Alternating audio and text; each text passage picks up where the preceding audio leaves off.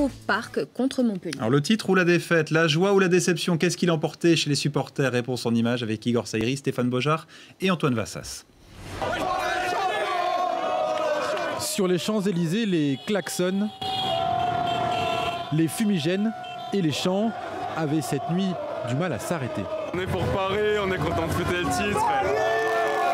Le Paris Saint-Germain a perdu hier soir face à Rennes. Mais chez ses supporters, peu importe la manière, l'histoire retiendra surtout le deuxième sacre consécutif du club de la capitale. C'est un parcours en fait qui s'effectue tout au long de l'année. Je veux dire, il y a plusieurs journées, il y en a 35. Puis on a su prouver que voilà, quoi, au final, on était les meilleurs. Je suis très content des champions, même malgré la défaite, mais on va se rattraper contre Montpellier à la maison. Aux abords du stade, scène identique juste après le coup de sifflet final, mais la satisfaction n'est pas totale.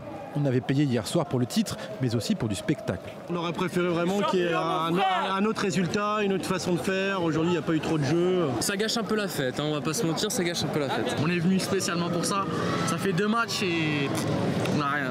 Dominateur sans partage toute la saison, loin devant ses concurrents, le PSG a en réalité été sacré avant même le coup d'envoi. Pour beaucoup de supporters, c'est sûr, les joueurs n'avaient pas la motivation des grands soirs, et ce malgré le retour de Zlatan. Alors, il faut signaler quand même qu'il y a eu quelques incidents sur les Champs-Élysées, 4 voitures brûlées, des scooters également, un peu de mobilier urbain dégradé, 3 interpellations, mais alors rien à voir avec ce qui s'était passé l'an dernier au Trocadéro pour la remise du trophée. Et les joueurs sont allés discrètement célébrer leur sacre avec les propriétaires qatariens dans un restaurant. Ils étaient en famille et visiblement ravis. Et dans quelques